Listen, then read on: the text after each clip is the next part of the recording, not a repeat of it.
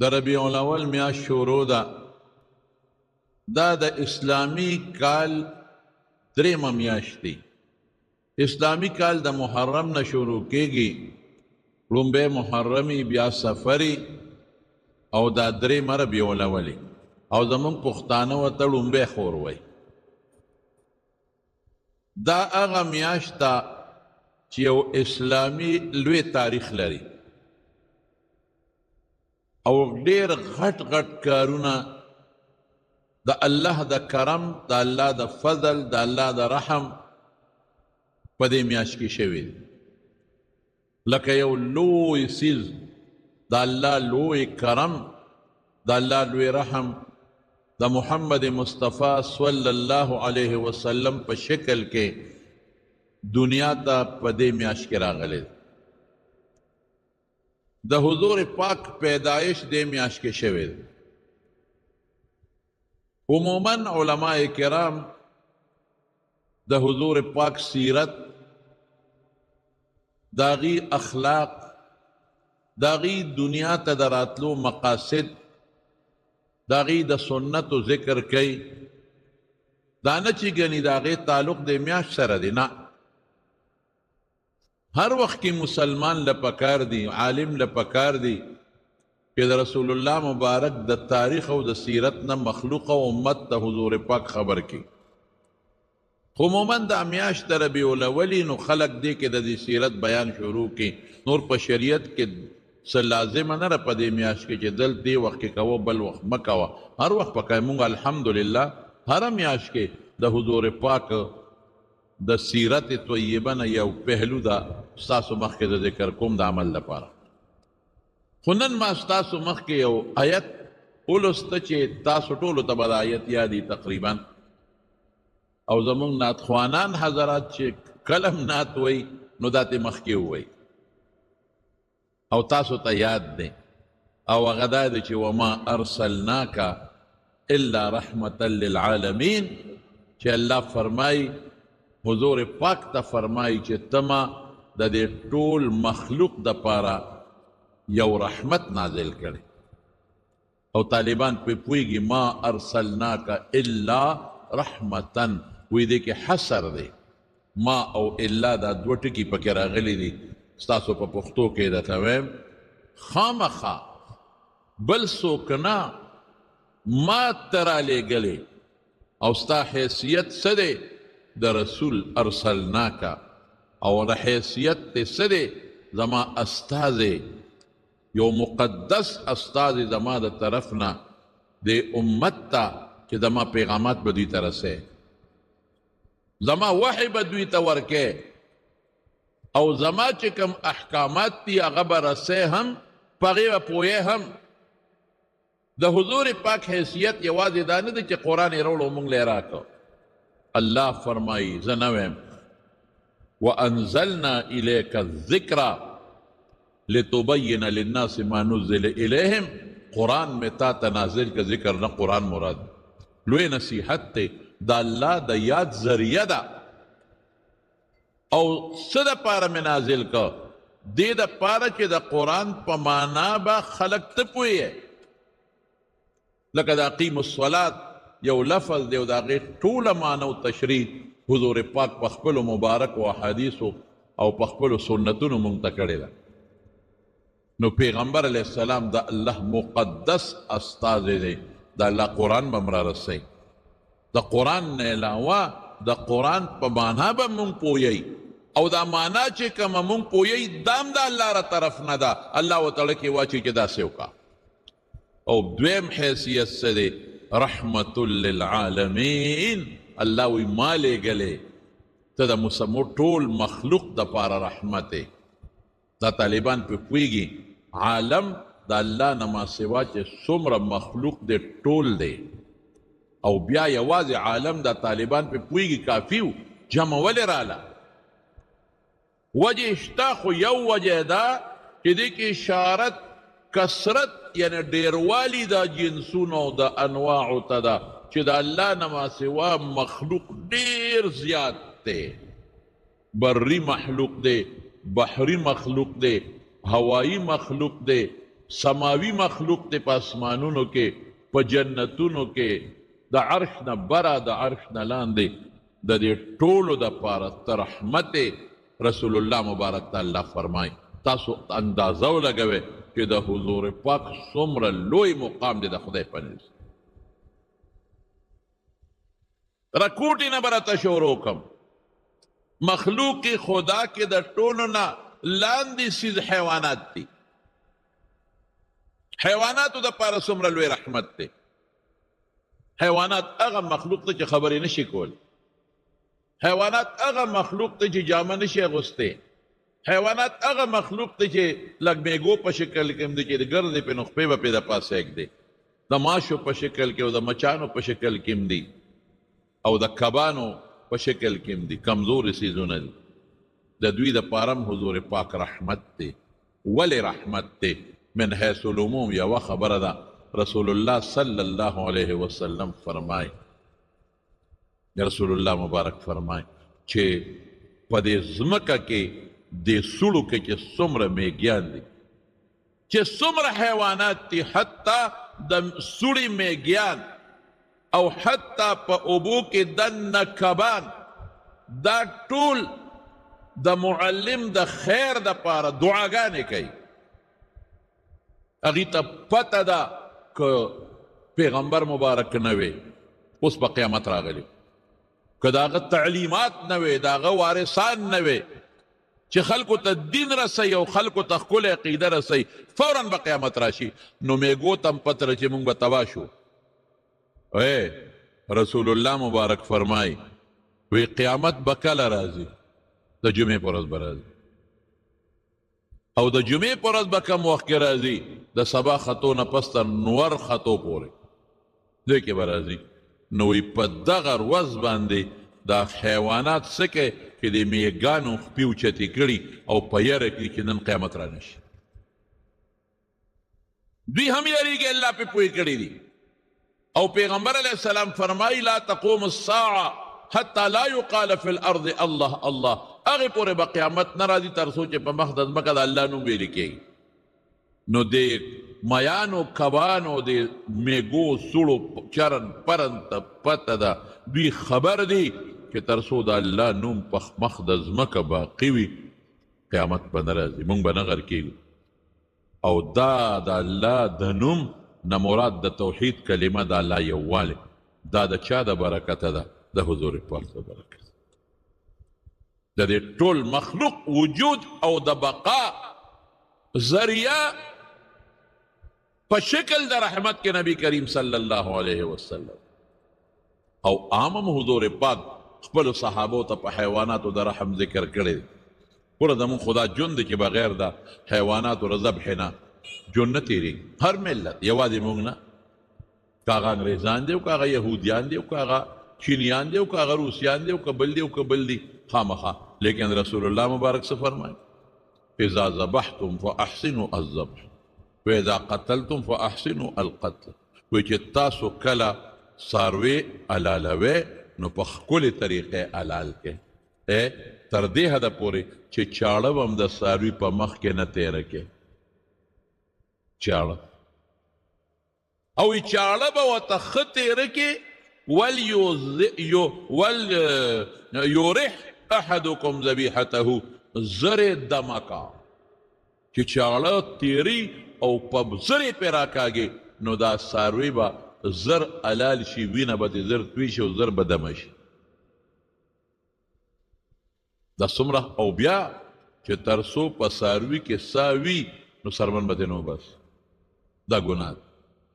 اوس هم بعضې خلک دا قصابان بعضې د کړنه لږ سخت دی نو چې څنګه څاروی حلال کړي نو لا سا پکې وي چې په سرمن شروع وکړي دا ګناه ده یا دا کم چرګان چې تاسو حلالوئ نو چې تر څو پکې سا وي نو سرمن به ترې نه وباسئ صبر به ورته کړي مشرکانو د مکې به دا چل کوو چې د څاروي نه به یې مخکې د اوښ نه به یې قب مخکې پرې کوو نو وروستو به یې حلالو وایي دا ترسکوني او د ګډ نه به یې لږ مخکې پرې کوو نو وروستو به یې حلالو وایي دا ترسکوني پیغمبر مبارک سخته منع وکړه دومره منع وکړه وی که دا قب دی د څاروي نه مخکې پرې که دا مردار دی نه به خورئ پابندي وکړه ګوره او که د څاروي نه دی لږ مخکې پرې که د ګډ نه دا مردار دی نه به خورئ پته ولګي چې دا مردار دی بیا به څوک دا کار نه کوي بل به یې څه چل کوو چرګه به یې ځان ته وتړله او په غشو به یې ویسته په هغې به یې ترې سیسته خوند به یې وله ورکو چې دا غزار به پې وچو چرګ به ټوپونه وال رسول الله مبارک وفرمایل دا ګناه ده بالکل به نه کوې او که په غشو باندې دی یا په ټوپک یا په بل څیز دقسې چرګ وویسته او سار یې ته ویسته مردار ولې مردار دی ظلم دی ګوره حکم یې جاري کو چې څوک دا ظلم نه کوي چې ورته پته ولګي چرګ مرداري کې څله به دا کار کو او چې کله قربانۍ له د څاروي واغېسته قربانۍ له او د دې څاروي په ګېډه کې بچې وي مخله قربانۍ له مخله ولې دا بالال کې بچې مفتو کې ضایع شو او برباد شو او د څارو متعلق حضور پاک جومات کې ناست دی اوښ راغی نیغ را روان دی خلکو وی منې کو وی مې منې کوې فریاد یې راوړی او اوښ چې څنګه راغی رسول الله مبارک ته نو د خپو کې سر کېښود او برړار یې شروع کړو سترګو نه اوښ کې روانې شوې وی د دې اوښ مالک راولېده ما ته فریاد وکړو مالک یې راوستو وی ستا دې اوښ ما ته فریاد وکړو کار پې ډېر کې خوراک نه ورکې ډېر یې ستړی کې ډېر یې ستړی کې وی یا د الله رسوله وی داسې به نه کوې ګوره دې ته رحم وی په څارو رحم دې ته وی داسې به نه کوې کار پې کوې خو چې دمی او چې ستړي شي بیا به پې کار نه کوې اوس هم ډېر خلک په دې خصوصا په دې خرو ډېر ظلم کوي او زه اوس خو ټانګې ختمې شو چنګچانې رالې او په خدای چې په خلکو او په خوا په دې اسپو ډېر ظلمونه کول او ابه د تلو نه وه غریبه ستړې به وه او چابک به یې ورته نیولې او هغه د چابک هغه تسمه څه کې په دا لرګي به یې واله اوس خو په الله رحم وکړو چنګچانې راووتې نو خلک د ټانګو نه خلاص شو دا ظلمونه به دې خلکو کول ابه نه تلې که تاسو ورته اوس هم تاسو ګورئ زه یو تجربه وکړئ که نه چې کله تاسو په دې غویانو باندې یوې کوئ یا بل کار کوئ او دا غرمه شي تر هغوی دې سترګو ته وګوره اوښکې به دې روان دا جاړي غریب دا الله ته فریاد کوي دا خو بېجبانه شی دی تا ته نشي ویلی خو الله ته فریاد کوي نو غرق به شي کمبخته نو حضور پاک فرمایي ظلم به نه کوې صحابي ته یې ووایي چې دې باندې کار کوه خو ډېر مې مستړې کوه چې دمی کار پې کوه خوراک وله ورکوه دا په څارو رحم تر دې حد پورې ویې فرمایل وی ما ته الله دوزخ وښو دوزخ وی یو ښځه مې په دوزخ کې ولیدله چې پیشو پې لګای و چکونه پې لګول په دوزخ کې ښځه سوځئ د الله په حکم پیشو نه سوځئ ښځه سړی به پکې سوځي زقوم به پکې ولاړې هغه به نه سوځي دا خو د الله خوښه ده چې کم شی سوځي او کم شی نه سوځي نو ښځې باندې پیشو چکونه لګول او په دوزخ کې وه او دا ولې پیشو یې تړلی و نه یې پرېښوده چې ځان له خپل ښکارو کې ځان موړ کړي او نه یې وله ډوډۍ ورکوله ظلم یې پرې کوه پیشو مړه شوه نو الله په هغه پیشو کې راونیوله دوزخ کې پرته و پیشو پې چکونه لګوي ګوره په پیشوګانو به ظلم نه کوي دا بیا زموږ فقهاو لیکي چې کم پیش یا کمه پیشو ظالمه شي ظلم کوي چرګوټي تختوي چرګې تختوي یا نور زیاتې کوي نو بیا غلر کولی شي او پس سپي به هم ظلم نه کوي ګوره سپي ته څه شی دی لیکن رسول الله مبارک څه فرمایي و یو ښځه و انتهایي ګناهګاره وه د سپي د برکت نه الله وبخل او جنت ته لاړه څنګه په لاره تلو ډېره زیاته تږې وه په یو ځنګل ورغله ځنګل کې کوي چې ویې کتل برقه نشته نو خپله موزه وویستله او په خپلې لوپټې پورې وتړله او موزه یې ورښکته کړه او اوبې راوویستې ویې څکلې چې ویې څکلې ویې کتل یو سپی دی او دومره تږې و چې د تندې نه ژبه بار راوتې وه او د کوی د غاړې خټه یې خوړه د تندې نه دوی زر دی ښځې اقا لوپټې پورې موزه وتړله ورښکته یې کړه او اوبې راوویستې و هغه سپی یې سیراب کو الله په هغه عمل د دې ښځې دومره خوشحاله شو چې هغه ګناهګاره ښځه د سپي په سیرابولو الله وبخله او جنت ته یې داخله کړو نو صحابو تپوس کو ان لنا فی البهائم اجرا په دې څاروو په دې کې هم ثواب شته. حضور پاک وفرمایل فی کل ذات کبد رطب اجر، هر جمدی شي چې ته ورسره ښېګړه کوې او احسان کوې نو الله به دله اجر درکوي. د بچو پروازو کې به ښکار نه کوې. ولې یو مرغۍ ده او د هغې په جاله کې بچي دی او دا تا ښکار کړه او مړه دې کړه، بچي یې مفتو کې لاړل، برباد شو، غرق شو. ځمکه باندې چې کومه ګیا ده دا به نسوه دی. وګوره که میږي وغیره پکې نو بیا سوځولی شي. بعضې وخت په دې پټو کې خلک سوځوي، لیکن که لاندې پکې د میږو سوړي دی او میږي دي دا به نسوه دی. فرمایي یو پیغمبرو او په یو ځای کې دمه کړې وه، میږي پې ټک وچلو، د میږي څه ټکي، او پیغمبر په غصه کې راغی او ایشا به دا سوړي د پاسه چې څومره میږي دي ټوله سوځوي. ممکن د هغه مقصد به دا و چې دا د دمې ځای دی، د آرام ځای دی. میږي خو داسې نه ځي، راشه دا به وسوځو نو د دې خلکو د دمې په آرام ځای کې به میږي نه. حضور پاک ته فرمایي الله ورته وحی راولېږله، وی یو میږي ټک درکه نو په زرګونو میږي چې زما ذکر کوي ما یادوي ادې غونډه سوځو په میږو رحم. دا خو د الله ذکر کوي. ام من شیء الا یسبح بحمده ولکن لا تفقهون تسبیحهم. هر شی د الله ذکر کوي، تسبیح وایي، خو تاسو پې نه پوهېږئ، الله پې پوهېږي. ما ارسلناک الا رحمة للعالمین. دا د حیواناتو دپاره او د څاروو دپاره د دواړو جهانو مبارک سردار رحم دی. رحم وکړئ په حیواناتو. رسول الله مبارک نهى عن تحریش البهائم. څاروي به نه جنګوي. ډېر خلک یې چرګان جنګوي او داسې مې هم لیدي دي ظالمان. یو ځل په دغه ګوندلو دغه علاقه کې یو مدرسه وه، هغې کې یو کال له تللی وم، د حدیثو درس یې شروع کو نو تللی وم. په دغه علاقو کې د دې سپو د چرګانو د مړزانو د جنګولو ډېر لوی رواج دی. یقین کوه چې ما ورلم یو چرګ او د نوکانو یې پړقېدل، نو زه ورنږدې شوم، تک زیړ زیړ نوکان. هلکه مې دا څنګه چرګ دی؟ وی دی د تانبي نوکان ورته لګولي دي. خدای چې پسې لګوي. مې دا ولې؟ وی دا جنګی، دا نوکان تیره دي، دې دپاره یې ساتلي دي چې بل چرګ باندې ټونګه وي چې هغه مړ کړي، هغه زخمي کړي. چرګان خلک لګیا دي او جنګی او په هغې پیسې ګټي. مړزان خلک لګیا دي او جنګی او په هغې پیسې ګټي. سپي خلک جنګی، وینې ترې بهېږي، وینې. یقین وکړه یو ځای سوات ته تللی د مدین کې مې یو ځای کې شپه وه، نو موسم یخ و مې هلکه زه بار سملم. وی ښه نو سار چې مې مونځ وکړه داسې مې د سیند په غاړه واک کو، اوس هلکانو واړه او خرې جنګول. دا مې په لومړي ځل ولیدل. یا خدای پاکه اخرې داسې جنګول که د خرو جنګ تاسو نه دی لیدلی چې هغې به چکم لګاو او شا به یې کړه چې غرض به شو، بل خر خېټې له به یې دواړه پې برغې راوبرول، بل به پې چغې والو، ناګانه به یې شا کړه چې غرض شوه. ما هغه هلکان وشړل، خدای به بې خبر خره جنګوي. اوښان خلک جنګوي. اوښان په دې عربو کې عموما اوښان جنګوي. هغه څنګه کوي پته راته شته؟ هغه چې یو اوښ یو بل سره په جګړې چکونه لګوي، نو ناګانه هغه یو اوښ هر یو چې تکړه شو د بل اوښ په دې مرۍ په غړانګه د خپله غړانګه کېږي، راویې پرځوي. چې راویې پرځو دا غړانګه وله لاندې کې هغه اوښ ټوپونه وایي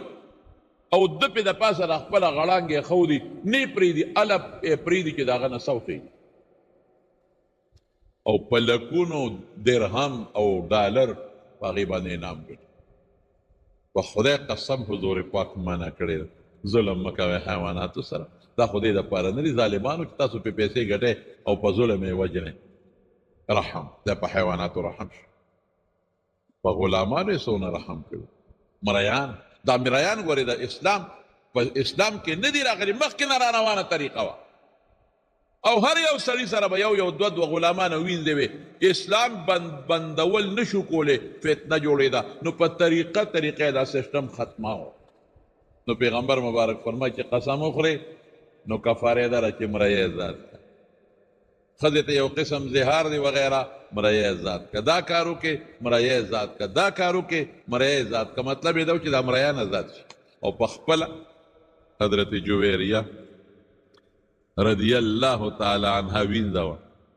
په جهاد کې د پیغمبر علیه السلام ورسېدله، نو چې په حیث د وینځې ساتله خو نوکره به په کور کېدل، خدمت پې پې کو، وینځې به بارم ګرځېدې،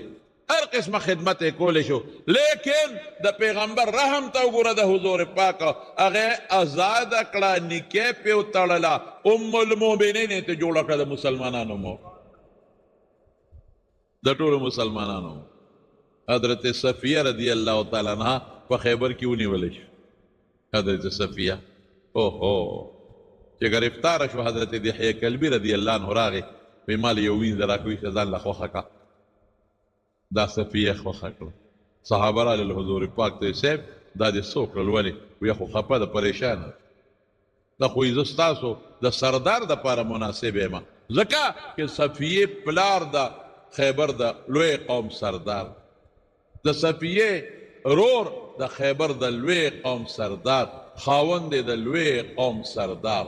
او په دغه جنگ کې پلار هم مړ شو، رور یې مړ شو، خاوند یې مړ شو. نو زما خاوند او پلار او رور مړ شو، دړمنه مې یم، او د سردار لور یم او د سردار خور یم، په سردار واده یم، نو زه خو ستاسو سردار نه پکار یم. حضور پاک یې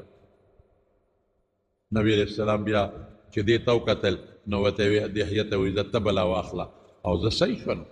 پیغمبر علیه السلام لرال نو ګوره څه چلې وکړه ورسره، که په حیثیت د وینځې ساتله، ځکه دشمنانو مخکې یهودیه به اوس مسلمانه شوه، په حیث د وینځې ساتله، نو ډېر کار یې ته اخیستی شو. هم به کور خدمت کو، هم به بار خدمت، هم به د بازار نه شی راوړو، هم به په لارو کوڅو کې وله تل راتل کولو، ځکه وینځو به دا ستر نه کو. لیکن رسول الله صلی الله علیه وسلم هغه ازاده کړه، نکاح ورسره وکړه، مهر یې وله مقرر کړه. امهات المؤمنین چې څنګه عایشه بیبي، حفصه بیبي و اقص مقام وله خدای پاک ورکړه، د مسلمانانو مور ته جوړه شو. دومره عزت وینځله، په دې مخ یې داغ و داغ سور شان دی. نو چا ورته وی دا سور داغ دی په دې مخ د څه دی؟ وایي چې زه کله واده شومه، نو زما خاوند د دې نجومو ماهر و او کهانت کې ماهر و. نو ما یو خوب ولیده، ما وی یو سپومۍ د مدینې نه اوچته شوه،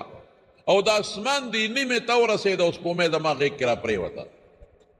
نو ما مې خاوند ته الوی چې خاونده دغسې خوب مې ولیده، وایي هغه لاس اوچت کو، مضبوطه څپېړی راکړه، دا مخ مې هغې سره سور شوی. او ما ته څه وایي؟ وایي ما ته یې وایي چې ته جوړ د مدینې د سردار خوبونه یې، ته د مدینې د سردار خوبونه جوړ اینې. ور هغه پوه شو چې د صفیې په قسمت خدای محمد مصطفی لیکلی دی صلی الله علیه وسلم. او بنې خو یو بل سره کله جګړې هم کوي، نو یو ځل ورته حضرت حفصې وی ته یهودیه یهودنې، نو چې دا حضور پاک راغی نو ژړلې. وی ولې ژاړې؟ وی حفصې راته دا خبره کړې. خیر بنې یو بل سره دا خبرې کوي، کله په جګړه شي نو رسول الله مبارک په هغې غوسه شو، نو څه وایي ورته؟ وی اتق الله یا حفصه، حفصې د خدای نه ویرېږي. داسې بیا ونه وی. او تا ته وایي چې د یهودي لورې، وی او دی راته ویلي دي، وی حفصې ته ووایه چې زه د پیغمبر لور یم چې حضرت موسی دی، نو څه، او تره مې پیغمبر و چې حضرت هارون دی. ته وښایه ما ته ستا پلار څوک و؟ پیغمبر دی په پلارانو کې تېر شوی دی، په ترونو کې تېر شوی دی. یعنې وینځو له رسول الله مبارک څومره لوی مقام ورکړ. په حنین کې جنگ وشو، او مالونه ونیول، او وینځ په قبضه کې رالی. حضور پاک له یو صحابي راغی، وی صاحب په دې وینځو کې یو جینۍ ده، او زه ستاسو د پیغمبر خور یم. وی زما خور څه کوي؟ زه خو د مور و پلار نه دقه یو پی دی، زما خور خو نشته. څه ووایم؟ خو هغه وایي چې زه ستاسو د پیغمبر خور یم. وی راولې، چې راوسته، ورته یې وی ته څوک یې؟ وی زه ستا خور یم. زما خور بچی نشته، زه د مور و پلار نه دقه یک تنها پی دی. وی ښه خور دې نشته؟ وی نه. وی حلیمه دې څه وه؟ وی هغه مې رضاعي پی والا مور وه. وی زه د هغې لور یم که او شیما مې نوم دی نو ستا خور نه شو او وی نه خره ته وښیم وی ما ورته لوبې کولې ته ماشوم مې مونږ کره د ما د مور پیدې خوړل نو ما ورته به لوبې کولې بار ته ماشوم یو زه ماشوم او ما وی دې لاس ته مې وګورې یو ځل مې د سره سروانې وکړه نو تا را باندې چک ولګو نو ستا د غاښونو مبارکو داغ اوس هم زما په دې لاس پروت دی نو حضور پاک وژړل هغه زړې خبرې ور یادې شو سترګو مبارکه کې اوښکې راغلې صحابو ته وی ګوره دا وینځې غلامان خو د ټولو شریک دی وی که خوښه مې دا جینۍ دا زما رضاعي خور ده ما د دې د مور پیس کلی دی زه ماشوم دوی کره مې 2 کاله څه د پاسه وخت تیر کړی دی دا مې زما ستاسو د پیغمبر خور ده نو ازادوی نه ګوره رحم دې ته حالانکه یو وینځه او په بلو پیسو خرڅېدله صحابو کمال ته ګوره د پیغمبر نه چې کم پیغمبر کې چې کم رحم او صحابه کرامو کې مغه رحم راغلی هغې څه کوي د هغې شیما د وجې نه د هغې د قوم د بنو سعد څومره چې غلامان او ویندې په سوونو غونډې ازاد کړل الله ما ارسلناک الا رحمة للعالمین داسې پیغمبر څومره رحم ړکې رحم وجود رحم خولې د رحم لاس کې رحم خپو کې رحم یو خبره ده صحابو ته دا زده کړي دي لیکن رحماء بینهم اشداء علی الکفار رحماء بینهم په کافرو سختو بیا او د هغې به زه یو مثال دله درکمه ښه رحمدل ډاکټر دی ښه رحمدل یو سرجن دی او ډېر رحمدل دی او هغه له تا پلار بوته او د هغه پلار ګوته باندې کینسر دی دغه ډاکټر څه وایي وی دا ګوته به پرې کوو که دا نه پرې کوې نو دا ورو دا کینسر خپې ته دی بیا د خپې نه ټول وجود ته دی نو 2-3 میاشتې کې به دې پلار مړي نو څه به کوو نو هغه زوی ورته وایي ډاکټر صاحب بس وجود یې ژوند یې بچ کېږي نو دا ګوته دې پرې کړه نو هلکه پرې کوي که نه پرې کوي اپریشن وشو چې نور وجود بچ شي د دې کافرانو مثال د کینسر والا ګوتې کینسر دی دا کینسر نو رحم به په دې نورو مسلمانانو کې په کائناتو به کې په اونو به کې په بوټو به کې په دې نور وجود چې رحم کې نو د کینسر ګوته به پرې کې په دې نور وجود چې رحم کې د کینسر اندام به پرې کې نو په دې ټولو مسلمانانو کائناتو اونو بوټو مارغانو چې رحم کې په فرشتو په دې ټولو چې رحم کې نو دا کینسر چې کافران دي دا به لر کې بیا دا کینسر دی ولې که دا دې لر نه کړل او دا کفر ورو زیات شو قیامت به راشي چې قیامت راغی اونیم لاړې تباه شوې میږیم تباه شو چرن پرن هم تباه شو او په دریاب کې کبان هم تباه شو او فرشتې هم لاړې اسمانونو ځمکې هم لاړ دا کینسر دی کینسر به لر کې هغې سره هم الله پاک پیغمبر ته ګوره رحم ته وی په جنگ کې که ښځه د دشمني نه به وجنې که ټوپک ورسره بیا وجلی شي او که ټوپک ورسره نو ښځې د کافرو به نه وجنې بوډاګان به هم نه وجنې د دشمن بوډا که ټوپک بیا وجلی شي او د دشمن مذهبي مشران مولایان به هم نه وجنې که ټوپک ورسره نو بیا وجلی شي ساجي به په کافرو رحم او بیا هم څه وایي وایي که جزیه درکول او ټکس یې درکاو ټیکس دا چې ستا د مسلمانانو طاقت منم بس نو پرېږده بیا مې مه وجنه ټیکس درکوي جزیه درکوي ستا د حکومت چې کوم قانون دی هغه مني غږ به م ورته نه کوې بیا څه وایي بذلوا اموالهم لتكون دماؤهم كدمائنا واموالهم كاموالنا چې ټیکس درکوي او ستا د قانون مني نو د هغې مال ستا د مال په شانتې شو او د هغې وینه ستا د وینې په شانتې شوه غږ به نه کوې دا په کافر رحم شو که نه غږ به م ورته نه بیا هغوی که خپل عبادتخانه جوړی غږ به م ورته نه کوې که په خپل عبادتخانه کې خپل عبادت کوي غږ به م ورته نه کوې خیر و خلاص دې ته سیبه رحم وایي مونږ د رسول الله مبارک امتیان یو اسی رښتیا ویم زمونږ پړه کې شته یو بل سره رحم نه نه پیغمبر وی په کافر رحم وکړه بوډۍ مه وژنه ته خو بوډا نه پېژنې پیغمبر وی په کافر رحم وکړه ښځه یې مه وژنه ته خو ښځه هم نه پرېږدې وژنې ولې پیغمبر وی د هغوی عبادت والا مشران به نه وژنې ته خو عبادت والا مولیان هم نه پرېږدې بس دی بس نن مسلمان لګیا دی مسلمان وژني نن مسلمان لګیا دی د مسلمان وینه تویې نن مسلمان لګیا دی د مسلمان عزت علی نن مسلمان لګیا دی مسلمان بی عزت کوي کنځي نن مسلمان لګیا دی د مسلمان مال خوري دا رحم دی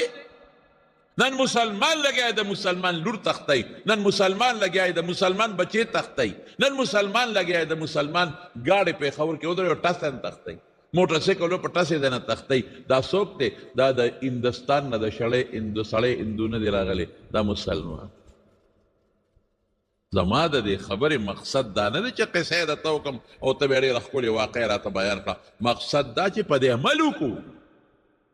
سیرت بیانول مقصد څه دی چې د پیغمبر علیه السلام طریقه خپله کو په هغې باندې عمل وکړو ای مسلمان رحم وکړه په مسلمان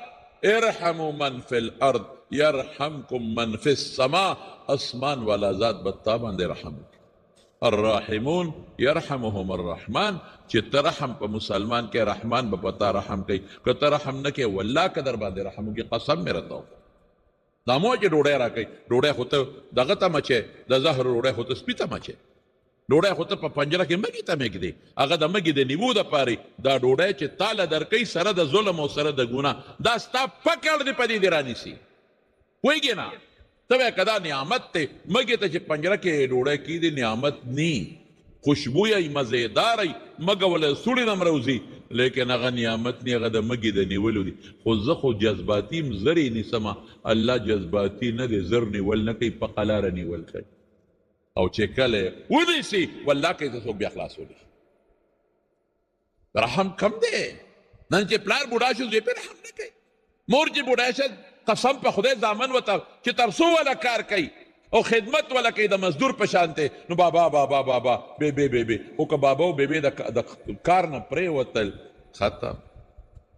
کنځیې رټیې ډېر مې داسې ولیدل چې پلار کنځي ډېر مې داسې ولیدل چې مور کنځي ډېر مې داسې ولیدل چې مشر ورور کنځي دا خو معاشره ده موږ ته پته نه رسه رحم په بچو رحم کم دی تا چې بچی په ګناه ورسر کو والله ظلم ورسره کوي دا رحم نه دی تا چې بچی په حرام ورسر کو تا چې بچی غلا ته وویسته تا په بچی باندې پړې ورواچوه هغه هر څه ګناه کوي قسم په خدای دا ظلم کوي په دوی سره دا رحم نه دی ته دوزخ ته ورغورځئ ته د خدای دشمنۍ ته ورغورځئ ته د خدای غضب ته ورغورځئ نو د خدای مقابله ستا زوی کولی شي ته کولی شي رحم کوم په بچی رحم دا دی چې عبادت پې وکړه رحم دا چې مونځ ورته وښایه رحم دا چې د غلا نه یې بچ کا رحم دا چې د خدای او د پیغمبر د دشمنۍ نه یې بچ کا دا خو رحم نه دی چې ته په ګناه ورسر کې دا خو ته ظلم کې دی بچي سبا چې مړ شو قبر کې به ډنډې به ورته نیولې اور به پې بلېږي ځکه د ته زوی یو ګوته چلاوله او یو معمولي غوندې تیلې ورته ورته کا نو زوی به یې دومره ټوپونه نه وي لکه څومره چې ته ټوپونه وې نو پوټې اور ته نه شي ټینګېدی او د دوزخ اور ته یې ور لړکې حضور پاک سو رحم والا ولکم فی رسول اللہ اسوة حسنة لمن کان یرجو اللہ والیوم الاخر رسول اللہ مبارک زما استاد پر نمونه دا اغا سرا پا رحمت ځان کې به رحم پیدا کوي د شپې بلار چې پر دې بوساړه وه راوچته کې ورو بیاړې رحم دی وکړه چې غریب راشي او خپلې بوساړې ته وویل بیا څه وایي مزدور نه غلا کې آی هاي مړه مزدور باندې چې کار وکړي پیسې ورکوي څوک سبا راشه بل ورځ راشه سبا راشه بل ورځ راشه ای ظالمه د مزدور د خولې نه چې کومه خوله ووته او پیسې پې وګټلې په خدای قسم حضور پاک فرمایي ای رحمت والا پیغمبر څه وایي اجر ورکه چې خولې نیو چوله ورکه والد صاحب مې د خدای پاک وبخي غصه ناک و ډېر سخته انتهایی د غصې لمبه وه داسې ولاله که لیکن مزدور چې به کار کو هر ماښام یې مزدور له پیسې ورکوي مزدورانو به ورته وي دادا به یې ورته وي دادا مونږ له مه راکوه رانه لږي پې نه وي پیغمبر فرمایي چې خولې نیو چې ورکوه مازدیګر به پیسې ورکوه ای به مه راکوه دادا به یې ورته وي دا رانه لږي غونډه هفته پس راکړه میاشت پس راکړه وی بل چا سره یې کېږي مانې والی دا دې ځمکه وه او خرڅ یې کړه په 1800 روپۍ هغه زمانه کې جیره 1800 او یو بل سړی ورپسې راغی نوم یې درته نالم هغه وی ځمکه دې خرڅه کړه وی لا خرڅه کړې مې نه خو جبه مې کړې په 100 وی په 1800 وی زه به 2400 درکړم هغه زمانه کې صاحبه په اوریو په 15 روپۍ توله سره زر سوچ کوه څونه پیسې ورکولې وی نه ما جبه کړې وی تا خو لا جوړه نه ده کړې انتقال نه دی شوی پیسې دې نه دي ورکړې ځمکه هم لږه نه ده 13 جربه ده بلا پیسې نغدې در کومه په دې جبه به ته والد صاحب مې ګوته کېښوده وی دا مې کړې ده دا جبه مې کړې نو زه چې د پلار دپاره دعا کوم که نه په خدای قسم زه دا ویم الله تا ته پته ده بس نور څه نشته دی دړه نه صادق په خولې رښتونی هر څه به یې وی سړی به یې کنځه ورټم په خولې یو ځل ورته چا وي یو خبره راته کوم چاته یې مه وایه وایي زما څه کار دی ویم به داسې خبره ما ته مه کوه چې ته زه به ټینشن کې پروت یم چې چاته نه ویم ستا دپاره بل سوچونه کومه نه نشم کولی که د وینا خبره یي نو راته یې وکړه که د نه وینا یي چې ما ته یې ونه کړې خامخا به یې ویم داسې یو عجیبه سړی مې دړه نه صادق انسان علم یې خوښ و په خدای چې علم یې خوښ جبه به یې وکړه جبه به وه من دنه مزدور غریب مړه دا بټیاریانو سره څونه ظلمونه خلک کوي دیګ پې پوخ کې پیسې نه ورکوي دا اور باندې ودرېدل اسان کار دی پخوا به د نایانو غریبانانو خدمت کو او خلکو به غله ورکوله جوار غنم به یې ورکول ګوړه به یې ورکوله خشاکونه به یې ورکول اوس هغه هم نه ورکوي پیسې هم نه ورکوي یلکار مزدور د لسار نه ماښامه پورې لګیا دی خدمتو کې اسان کار دی پیسې نه ورکوي ونیسي دی دا ونیسه هلکه د ده نه پیسې نیسې د خنزیر غوښه خورې د هغه ماشومان بچي دي څه ظلم کې وروڼو واورېده ما چې څومره مقتدیان یې مخامخ مې اورې او که بار یې اورې په کیسټ یې اورې ظلم به نه کوې رحم به کوې د پیغمبر مبارک په طریقه مه پټوې پردو پیسو ته سترګې چې ته لاړ شي او پردی بوساړه دی او هغه مزدور کار دی هغه په 11 ځمکه نیولې ده په نیمکاره ده او هغه دې بوساړې ته وګوري دا غړه به څونه دړ کړي ولې الله دا نه او بله ظلم څه دی واورئ بل ظلم هم واورئ که نه بل ظلم لاړ شي نو غنم وله غونډو سوځوي سږکال دا لوبې شوي بوساړو له وله تیل واچوي بوساړې وله وسوځوي ظالم غله دې زور ورنکه الله دې په خپل زړه کې الله سره دې زیاتې وکړه دا غله چا پیدا کړې ده انتم تزرعونه ام نحن الزارعون تاسو صرف کرل کړي او زرغونتیا الله کړې ده نو د مخلوق غله دې وسوځوله نو تا به خدای دې غلې پسې ړوند کوڼ نه کړي تا دا څاروږه یو بوس وسوځول نو تا به خدای ړوند کوڼ نه کړي دا د رسول الله مبارک د رحم خبرې دې دپاره دي چې موږ ته عبرت والو موږ ته فایده والو نو د دواړو جهانو مبارک سردار په غلامانو په وینځو هم رحم کړی دی چې 2 وروڼه دې واغېستل غلامان او ماشومان دي دا به د یو بل نه بیلی حضرت علي له رسول الله مبارک یو 2 لکان ورکړي غلامانو بله یې تپوس وکړو علي هغه یو پکې څه شو ویا خو مې خرڅ کړو هله ورشه راواپس کا دا خو د ورورو دی به هغه پسې خپوي ابه ده پسې خپوي شه به واپس دا به نه کوي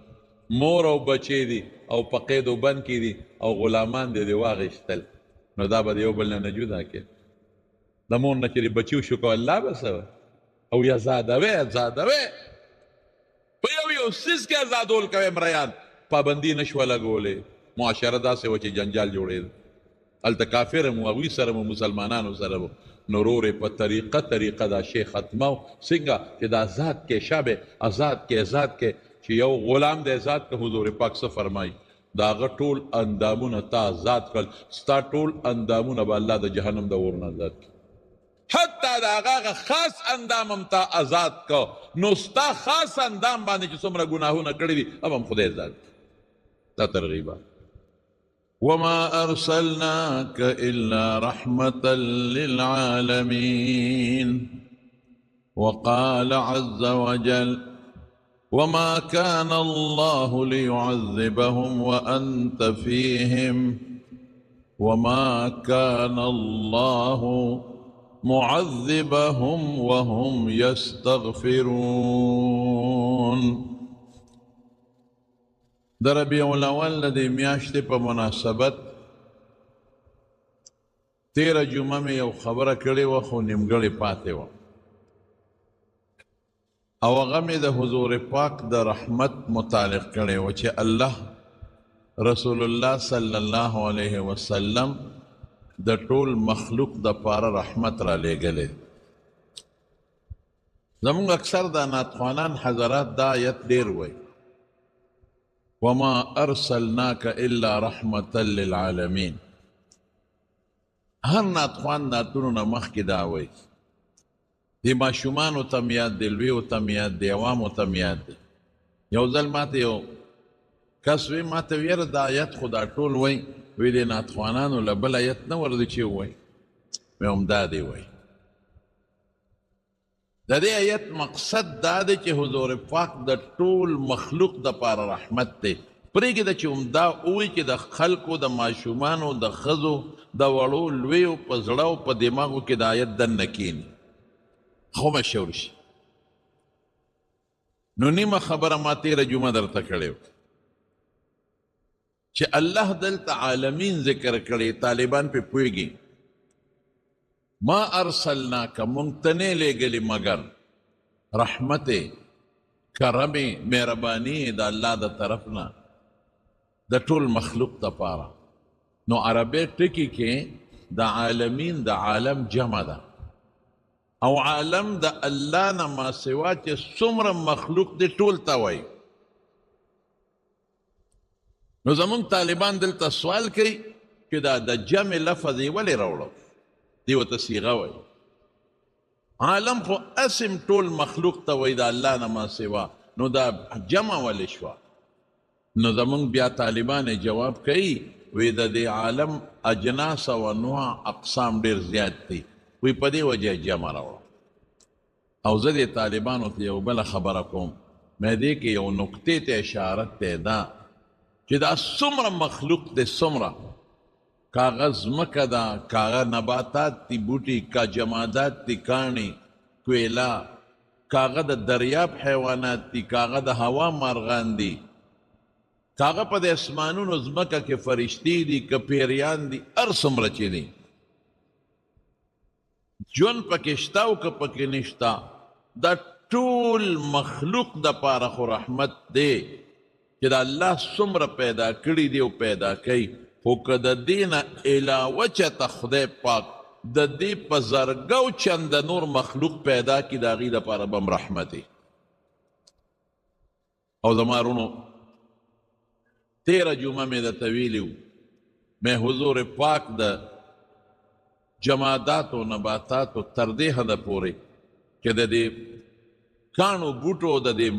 میانو کبانو د دې میږو دپاره هم رحمت حیواناتو او یوه خبره مې نیمګړې پرېښې وه چې څومره غلامانو په هغه زمانه کې وینځی غلامان هغې دپاره هم رسول الله مبارک رحمت لیکن نن درته یو بله خبره کوم چې د حضور پاک وجود د کافرو دپاره هم رحمت دی ګول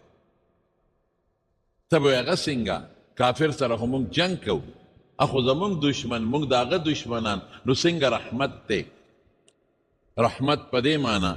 چې که چرته د رسول الله مبارک وجود نه وي او د رسول الله مبارک راوړلې شوې عقیده د توحید او د الله نوم نه وي نو قیامت به راغلی نو چې قیامت راشي نو کافر به هم دړې وړی شي د هغې کورونه او بنګلې به هم دړې وړی شي د هغې ملکونه به هم دړې وړی شي نو که دا د کافرو ژوند دی او د هغې ملکونو بلډینګ دی دا په دې وجه دی چې قیامت نشته رستو دی او دا د دوی دا جون د دوی دا بلډینګونه او د دوی دا عیش و عشرت دا زمونږ د برکت نه دی او زمونږ برکت د حضور پاک برکت دی. او زه به یو مثال درکم. یو سړی چې کور جوړ کړي، کور ځان له جوړوي چې زه پکې اوسېږم، ځان له کمرې جوړې کړي، ځان له باتروم جوړ کړي، ځان له د خوراک ځای جوړ کړي، د ماشومانو د لوبو پارکونه پکې جوړ کړي، ځان له جوړ کړي، خو په دې کور کې ورسره ماشي میږي موسېږي، په دې کور کې دننه ورسره مچانه موسېږي، په دې کور کې دننه حشرات موسېږي، په دې کې بعضې کورونو کې مږي موسېږي، پیشوګانو. نو دا کور خو یې د ماشو پیشوګانو له نه دی جوړ کړی، دا خو یې د حشراتو د میږو له نه دی جوړ کړی، دا خو یې د مچانو له نه ځان له جوړ کړی دی. دا ورسره هسې اوسېږي چې دا کور تر څو وي نو دا د کور خاوند به هم پکې وي، هغه ماشي میږي او مچان به هم پکې وي. نو دا ځمکه خدای مسلمان له جوړه کړې ده،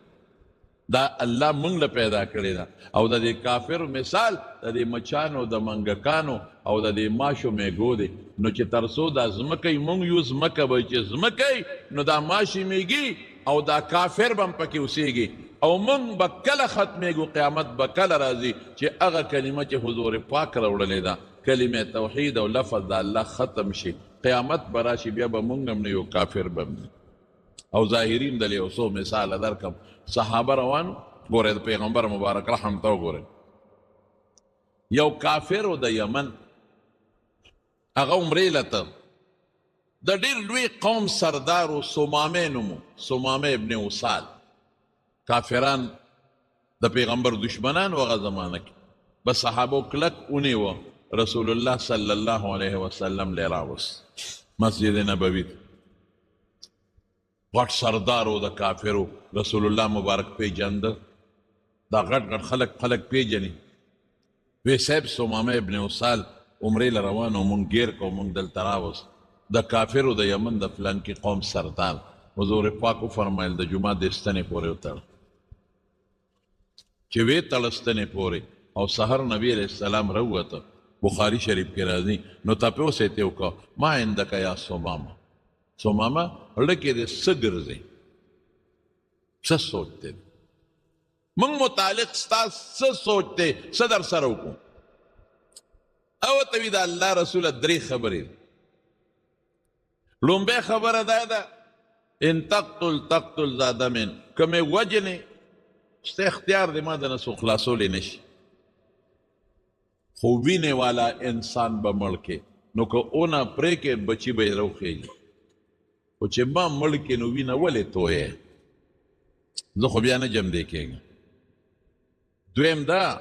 چې که ما مړ کې د ډېرې لوی وینې خاوند یم، یو اشاره ولا ورکړه، زه د قوم مشر یم، زما وړه وینه نه ده، لږه نه ده، غټه وینه ده، دا زما ټول قوم دې مړه که، زما قوم به درنه ګورې، د هغې به دلیل انتقام به څه وړه وینه نه ده. نو که وجنې نو مړ که، وینه به توی کې، څه تاله به څه په ګوتو راشي، او ډېره غټه وینه به توی کې، زما قوم به د سره بیا دشمني کوي، زما بدل به نه.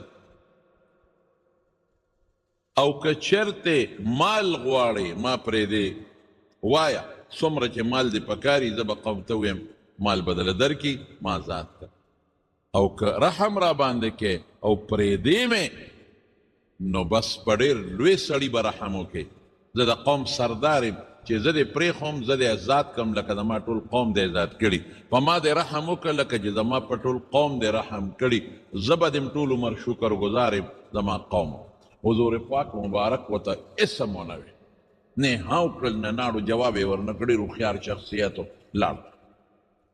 مطلب یې دا و چې پرېږدې یو 3 ورځې دې جومات کې دې تړلي چې دا قرآن ووري، دا معجزات وویني، دا صحابه وویني، دوی سره ناسته لږه غوندې وکړي، د صحابه و اخلاق وویني، زما خوی وویني. لږ زمونږ ماحول کې یو څو ورځې تېرې کې د دې ماحول اثر به پده کېږي که خیر انشاءالله. بهترین مجلس ته مونږ خو ځکه وایو چې د خپل بچي ښه مجلس ته ولېږئ، ګورې مه کوئ، د دیندارو سره کېنوئ، دا ښه ماحول کې کېنوئ، ښه مجلس کې کېنوئ، دا مه لر کوئ د ښه ماحول. سار له بیا پې رسول الله صلی الله علیه وسلم راغی او بیا ورته ما عندک یا سمامه، سمامه له کې دې څه دي؟ وی صاحب هغه پرونه 3 خبرې، خو هغه هم پوه شو چې داسې معلومیږي لکه چې وجنې مې نه، نو پرونه یې د مرګ خبره مخکې کړې وه، دې د لې وروسته کړه. وی صاحب که چېرته مال غواړئ ووایه چې څومره دې پکاري زه به قوم ته سوال جواب وکړم مال بدله درکړي. اوس هم نن سبا خلک دې مال له خلک تښتوي. که مې وجلې نو پرونی خبره ده او که مې پرېږدې نو همه پرونی خبره ده. هېڅ یې ورته ونه وی حضور پاک په درېیمه ورځ پې بیا راغی،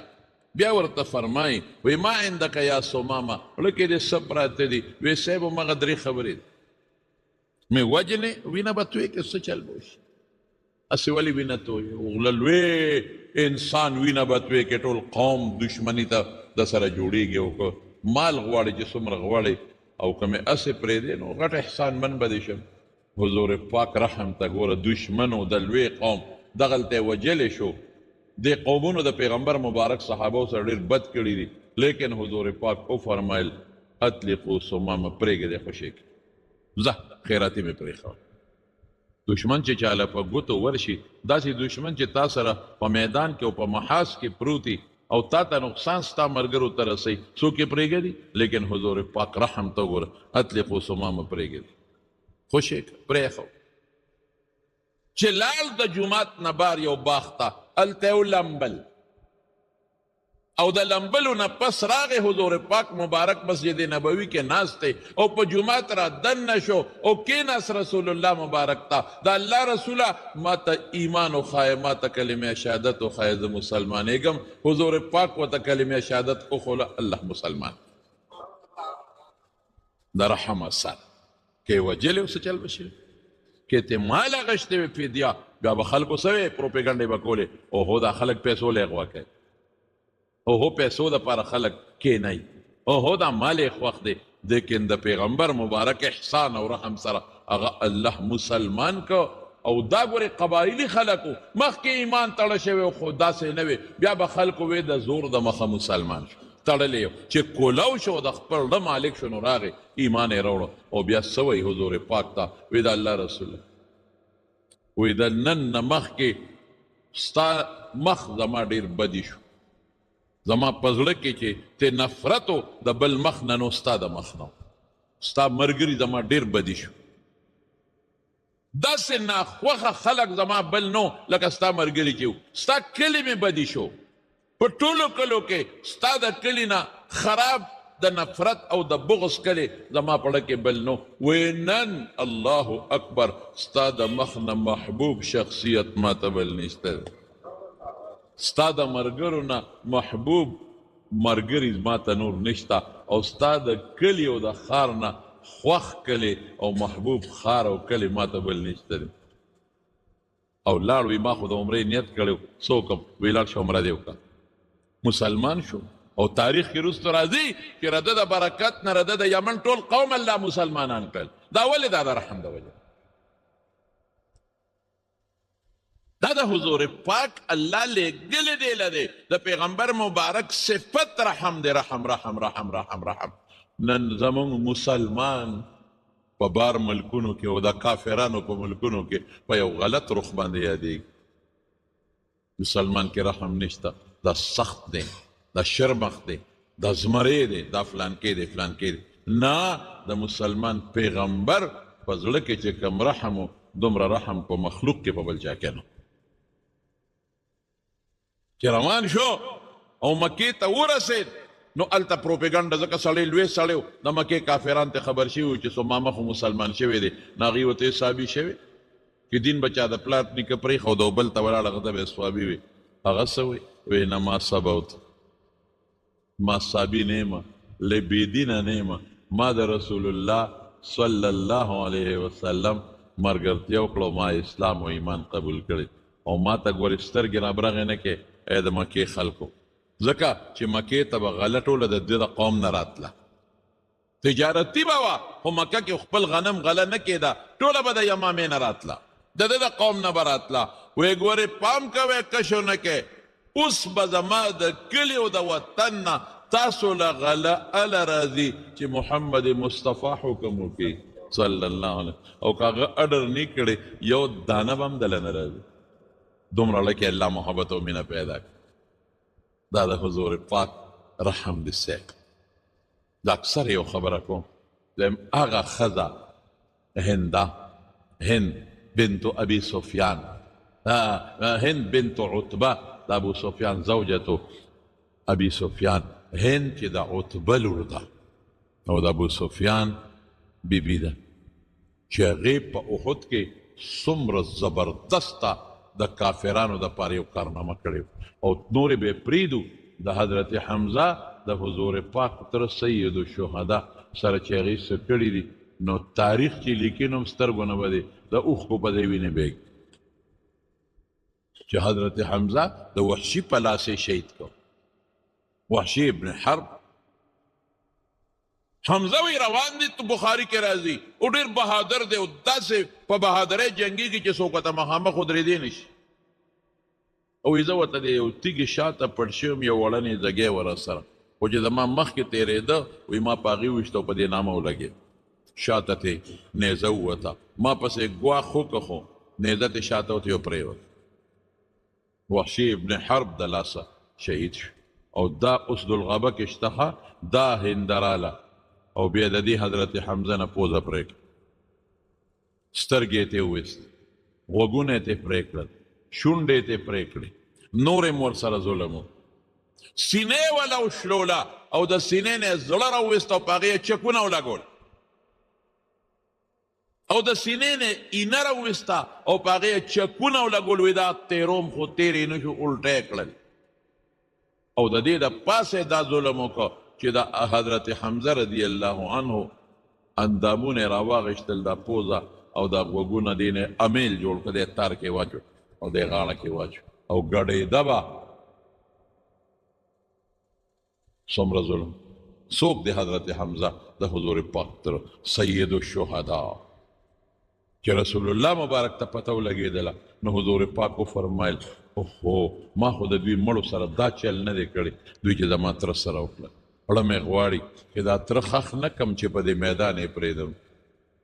چې د غوښې دا مارغان او دا حیوانات وخوري، چې د قیامت پر ورځ خلک د قبرونو نه پاسي، زما د تره غوښې د حیواناتو او د مارغانو د ججورو نه روزي والله ته ودرېږي. خو که دې نه ښخوم سبا به خلک خپل مړي نه ښخوي، شهیدان به نه ښخوي، وایي پیغمبر خپل تره نو ښخ کړی موږ هم نه ښخوو، نو ځکه یې ښخوم. او چې حضرت صفیه خور وه د حضور پاک ترور هغې ته پته ولګېده نو را روانه وه، نو حضرت زبیر بهادر پهلوان دی، د پیغمبر مبارک د ترور زوی دی، د دې صفیه خو زوی دی، ورشه زبیر وي مور دې منې کړه. د رسول الله مبارک دا خیال و چې ښځې خو پړه کمزوري او که دې ورور ته یې وکتل چې نه یې پوزه شته نه سترګې نه غوږونه نه شونډې او دا سینې شلېدلې ده او د هغې نه زړه لکه د قصابې چې یو څاروي ټک ټوک کي په سرمن دغسې پروت دی، څه چل پې ونه شي. نو زبیر پهلوانو بهادر جنګ کې ورته څوک ودرېدی نه شو او چې سنګ ورغې او یې مورې ودرېږه ورته ودرېده، هغه دومره زور کې وه چې د زبیر له دیکه ورکړه هلته یې غورځاو، وایي ما د خپل رور نه منې کې حمزه نه ته خوشه. زبیر آواز ورکړه وایي مور رسول الله مبارک فرمایي چې منې کا، نیغه ودرېد. الله اکبر! یا دومره زور کې ده چې زوی له دیکه ورکړي، پهلوان زوی هلته غورځوي، خو چې د پیغمبر نوم یې واورېد نه یې ښکاوتی. صحابو کې د حضور پاک ته بیداري په ښځو نرو کې، وایي ورشه زما ورواره ته ووایه چې ستا کم سوچ ته هغه نشته، زه خبر یم د خپل رور نه، ما ته پته ده چې هغه ټک ټوک دی، زما د ورواره د حضور پاک دا خیال دی چې زه په ما څه چل ونه شي او زه چغې ونه وم، ویره ونه کړم، فریاد ونه کړم، نه نه نه نه، زه یو مقصد له راغلی یم، زما ورواره ته ووایه زه خپل رور حمزه له مبارکي ورکوم، مبارکباد ورکوم چې رورې مبارک دې شه، مبارک دې شه رورې، مرګ به یو تل راته خو مبارک دې شه چې تا د الله په لار کې د خپلو اندامونو او د خپلې پوزې او د سترګو هدیه دې پیش کړه او د الله په لار کې ځان دې ټټ ټوک کړه، زه به خپل خرور له مبارکباد ورکوم. دومره حضور پاک خپا مخلوق خدا ډېر ظلم شوی د حضرت حمزه سره، د وحشي د لاسه او د هندې د لاس، وحشي ابن حرب. او بیا ګډېده، دا یو چیلنج دی مسلمانانو له چې ستاسو د پیغمبر تر سره مې دا چل وکړو، راشه میل مې کړل د هغه اندامونه که تپوس رانه کولی شی، لیکن حضور پاک څومره خفه دومره خفه دی چې دغه وحشي ابن حرب چې کله مکه فتح شوه نو دی وتښتېده طایف ته و ایمان ته مې ړو شو مې څنګه به لاړ شم ما چې څه کړي دي هغه خو عرش لیدلی دي خو کائناتو لیدلی دي زما جرم خو قابل معافي نه دی چې معاف شمه نو چا ورته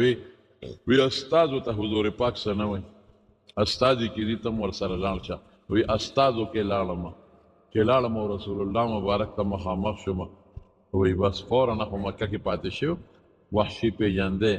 چې مخامخ شو انت وحشي الک ته وحشي ما وی او نعم وحشي انت قتلت حمزه تا وجل چې کوم خبره نه یریدم اقا خبره راته حمزه تا وجل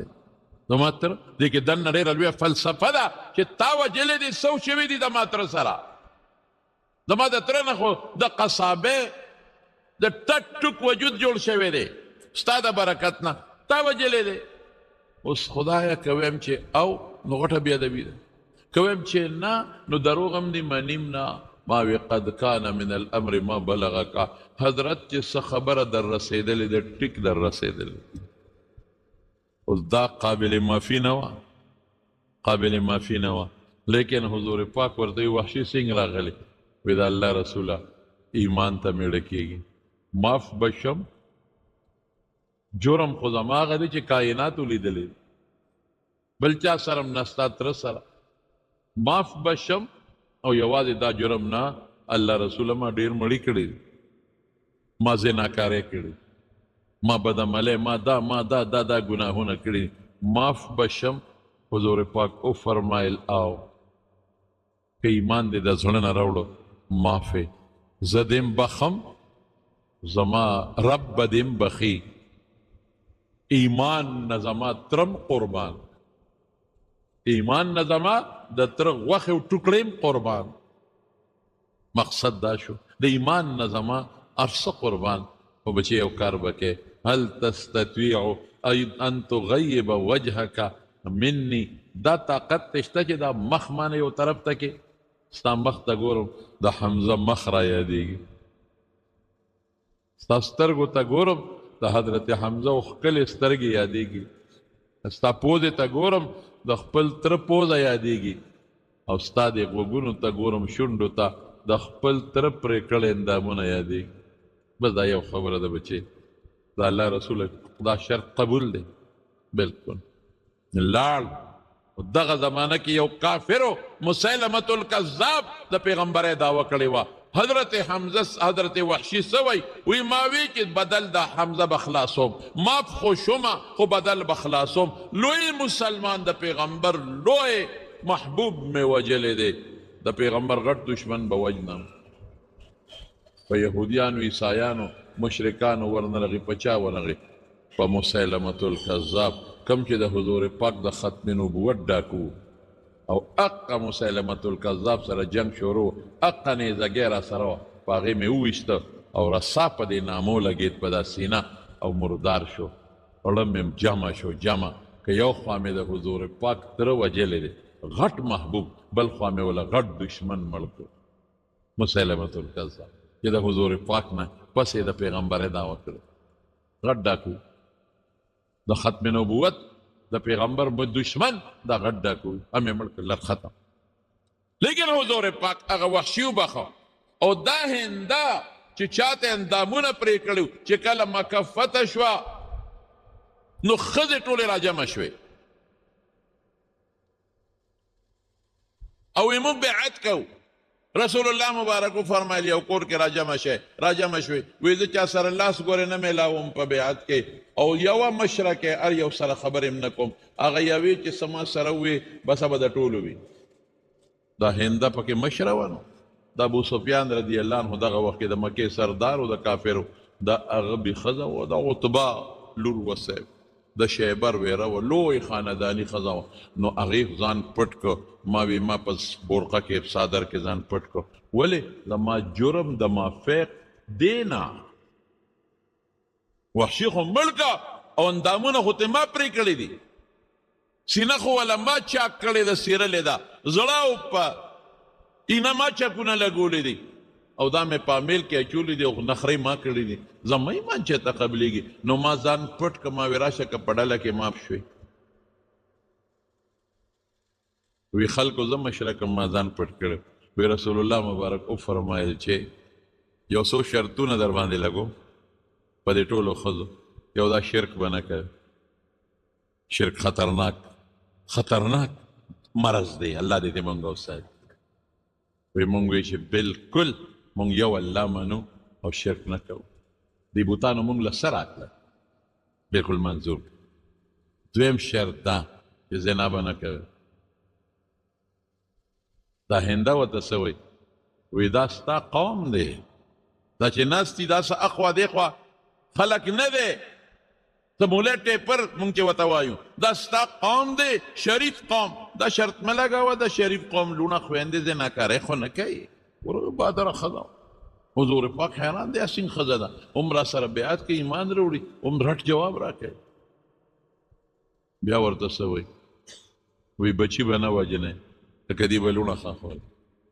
او ورته څه وایي وایي نه وایي موږ بچي نه وجنو موږ واړه لوی کړل تا راله په جنګونو کې مړه کړل دا شرط هم منظور خدای دا سین ښځه هم ایمان راوړم جواب راکوي بیا ورته وایي غلا به نه کوي دا ښځه اکثر کور کې د خاوند نه څه چې پټۍ او پټۍ خرڅوي آینده ورته څه وایي دی کې ځان یې پټ کړی دی خو خولې یې خبره ووته وی صاحب زما خاوند ابو سفیان لږ بخیل دی نو که د هغه نه څه شي پټومه او هم د هغه په بچو یې لګوم دا هم غلا ده خو چې وویرېدل چې زما خاوند ابو سفیان نو حضور پاک پوه شو وی دا خو هنده ده انت هند بنت عتبه ته هندی څه د عتبه لور اوهو بس ښځه پوه شوه ما نه خو خبره ووته زه خو یې وپېژندم لاسونو په رپېدو شو حضرت زه هندی زه هندی ما ځان په دې پړونه کې پټ کړی زما جرم قابل معافي نه دی ما وی زه به ونه بخلی شم راشه که ډله کې وبخلی شم ما ډېر زیاتې کړی د الله رسول ډېر زیاتې کړی زما دا شرطونه منې هر څه درته معاف کفر معاف شرک معاف او د دې ایمان د مخه زما د تراغه ټوکړې هم درته معاف مړه دې ته رحمت للعالمین وایي مونږ خو چې نن په جرګه کې څوک بوزو مړه د چرګوټي جرګۍ د چرګوټۍ مې څوک نه کوي د یو اونې جرګۍ یو اونه چا د چا والي ام نه منې د یو سپېړې جرګۍ ورپسې لاړ شو ام نه منې نن سبا څوک نه منې معافي څوک کم ځای کوي چې وی معافي کوم نو دا خو زه ښکته شوم که نه خلک وایي وی بخه معافې که نه صاحب پیغمبر څه وایي د دواړو جهانو مبارک سردار څه فرمایي قسم خوري قسم وی په دریو څیزونو قسم خورم یو په دې قسم خورم چې صدقه باندې به مال نه کمیږي زیاتېږي به هلکه د پیغمبر خبره خو بې قسمه به مونږ قسم پې صدقې سره به مال نه کمیږي زیاتېږي دویم په دې قسم خورم چې سوالګر سوال کوي نو مال کې به برکت نه کمیږي به زیاتېږي به نه او دریم په دې قسم خورم چې چا څوک معاف کړل عزت به نه کمیږي عزت به زیاتېږي او مونږ وایو که معاف کی عزت لاړ برباد شو او پیغمبر وی قسم خورم چې عزت به زیاتېږي کمیږي به صاحب رحمت للعالمین مکه کې چې څومره کافرو او د پیغمبر خلاف ولاړو د رسول الله مبارک خلاف هغه کافران ټول رسول الله مبارک معاف کړل او چې مکه باندې راغی حضرت ابو سفیان دغه وخت کې د مکې سردارو دی راووت د یو دوه ملګرو سره یاره یو پروپیګنډه ده چې مسلمانان روان دي په مکه حمله کوي ګورو چې دا حقیقت دی او که نه چې رایل سنګ د حضور پاک څه څوکیدارانو هغې کلک ونیول په مخه یې کړل حضور پاک حضرت عمر فاروق ولیده حضرت عمر ورپسې اسوس غلو ملګرو د ابو سفیان ما ته لږ پرېږدی احد کې دې زمونږ مقابل ولاړو په خندق کې دې زمونږ مقابل ولاړو حدیبیه کې مونږ نه یو پرېښد تبه یې زمونږ کړې ده لږ زما دې تورې ته یې پرېږدی که پیغمبر مبارک له مبو ته ما ته پته ده معاف کوي لیکن هغوی فورا حضور پاک له ورسو او چې ور ورسېد عمر ورپسې تورې په لاس ورسېد ویې صاحب لږ زما دې تورې ته یې پرېږده ویې عمره کښېنه هغه ابو سفیان چې د حضور پاک په مقابله کې د ټولو کافرو سردار اوس پکار دا وه دغې وخت سره خلک څه کوي خپل دشمن چې ګیر کړي نشان عبرت یې ګرځوي لیکن رسول الله مبارک اقا ټیم ابو سفیان معاف کړ او حضرت عباس ورته وی وی صاحب ابو سفیان له لږ عزت ورکا وی ښه د ده کور ته چې څوک لاړل معاف دي وی صاحب زما کور کې ټول د مکې خلک نه ځایږي وی ښه چې جومات ته څوک رالل زه دا تاله ستا د برکت نه دا معاف شو وی جومات را کوټې دی ټول خلک پکې نه ځایږي وی ښه که څوک په خپل کور کې کېناسته او توره یې مونږ پسې رونه ویسته او ځان پسې ور بند که اما یو کافر دی صاحب معافیم کو دومره لوی عزت والا حضور پاک ورکوي او دې وخت کې عمده ابو سفیان راغی مکې ته او چیغې یې کړې وی خلکو بس مسلمانان ډېر زیات دي مونږ طاقت نشو لرلی ما دله امن راوړی دی یا زما کور ته راځئ یا جومات ته دی یا خپله دروازه ځان پسې بندې کړې او چې څنګه حضور پاک راغی د مکې ښځو سوې وی مونږ وی چې نن به زمونږ عزت لوټ کېږي ځکه دشمن راغی پخوا اوس هم چې دشمن د چا په کور ورشي مالم غنیمت ښځې لوڼو سره هم چې څه ورسره وکړل کوي ورسره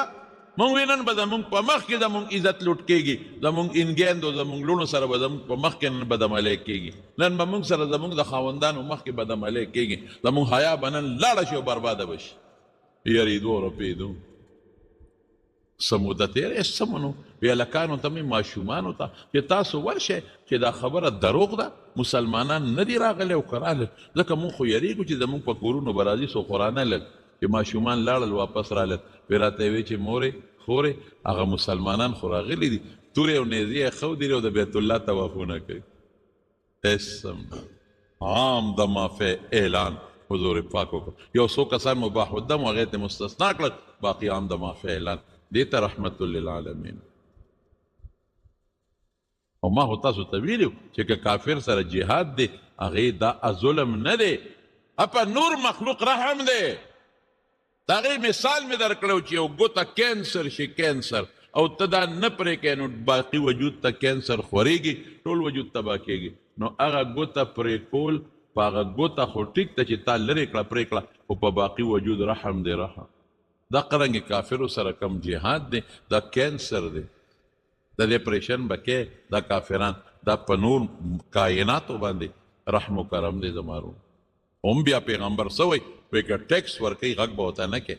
که صلح در سره کوي صلح هم ورسره کولی شي دا نه چې ګنې بس لګیا اوسه او کافران ختموه د جهاد مقصد اعدام کفر نه دی چې کفر ختم کې غلبه د ایمان ده او د اسلام چې د اسلام غلبه کافر ومندله بس دا کافي ده نو ځکه وی وما ارسلناک الا رحمتا للعالمین د ټول مخلوق دپاره حضور پاک رحم دی رحم ماشومانو باندې عجیبه حضور پاک خلکو ماشوم راوسته رسول الله مبارک ورته غېږ کې واغې د سینې پورې به خپل نیولې په غېږ کې به یې کېښود دا نفرت به نه کوو اسامه د حضور پاک د غلام بچی دی اسامه ابن زید ابن حارثه تورنګلی ماشوم دی او حضور پاک سره په دا پتون ناست دی قڼې روبی دی پوزې روبی دی